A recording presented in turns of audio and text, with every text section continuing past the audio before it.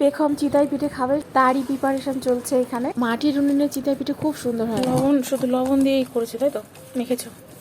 এখানে চালের গুঁড়ি আর গরম জল আর লবণ দিয়ে ভালো করে মিক্স করে নিচ্ছি।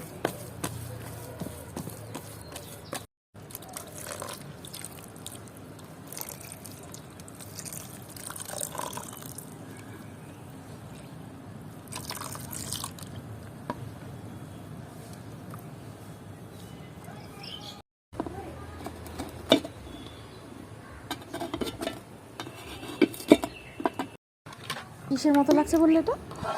মানে দুধের মতো লাগছে। হ্যাঁ, একদম সাদা কালার, তো ওই জন্য দুধের মতো লাগছে। চালের গুঁড়ি এরকমই দেখতে হয় গোলালে।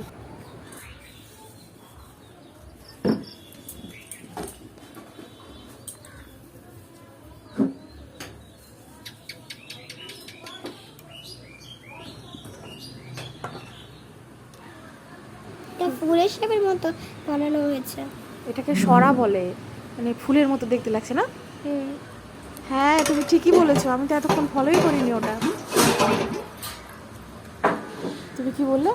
আমি তুমি এরকম পিঠে বানানোর জিনিস নেবে বানিয়ে? কি ছোট সাইজের? হ্যাঁ প্রিটেন্ড। হ্যাঁ, প্রিটেন্ড প্লে। ও আচ্ছা। এই দেখো পিঠে রেডি হয়ে গেছে, দেখেছো কি সুন্দর? হ্যাঁ কত সুন্দর ফ্লাফি পিঠে। তোমার এটা দারুণ লাগে না খেতে? হ্যাঁ সেই জন্যই তো বানানো হচ্ছে।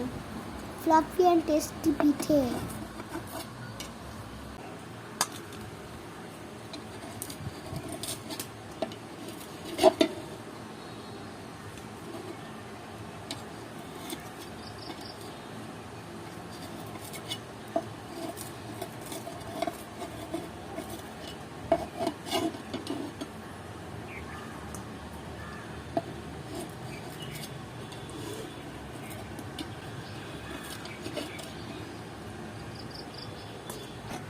সুন্দর হয়েছে পিঠে, এর থেকে আর কত সুন্দর হবে। ফ্লাফি, পেখমের ভাষায় ফ্লাফি পিঠে।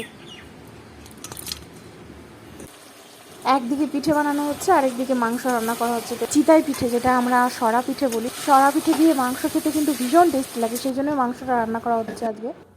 বেশিরভাগ সময় আমরা ক্ষীর দিয়েই খাই সরা পিঠে, কিন্তু আজকে মাংস দিয়ে খাবো। এখানে মাংস রেডি, এবার খাওয়ার পালা।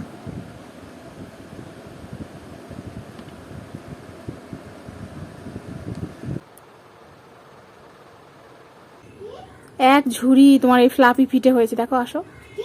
এই যে তুমি বলেছিলে না ফ্লাফি পিঠে খাবে, এই যে এই পিঠে খাবে বলছিলে, এক ঝুড়ি হয়েছে, দেখো কি সুন্দর। খাবে তো?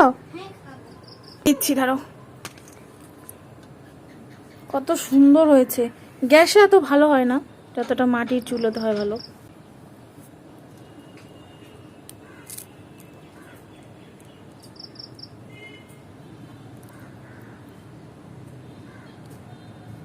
তুমি খেতে চাইছিলে না? তুমি মোয়া খেতে পছন্দ করো না তিলের নাড়ু খেতে পছন্দ করো? আমি তিলের নাড়ু খেতে পছন্দ মোয়াগুলো কিন্তু খুব সুন্দর হয়েছে। আচ্ছা আচ্ছা, মোয়া খেতে অতটা পছন্দ করো না, কিন্তু তিলের নাড়ুটা বেশি পছন্দ করো, তাই তো? সেই জন্য তোমার জন্য এতগুলো তিলের নাড়ু বানানো হয়েছে। এটা কি বলো তো? এটা তিলের নাড়ু। দারুণ খেতে। এটা খেলে জানো এটা কত হেলদি খাবার। এটা ভীষণ হেলদি আর টেস্টি। কত সুন্দর পিস পিস বলো।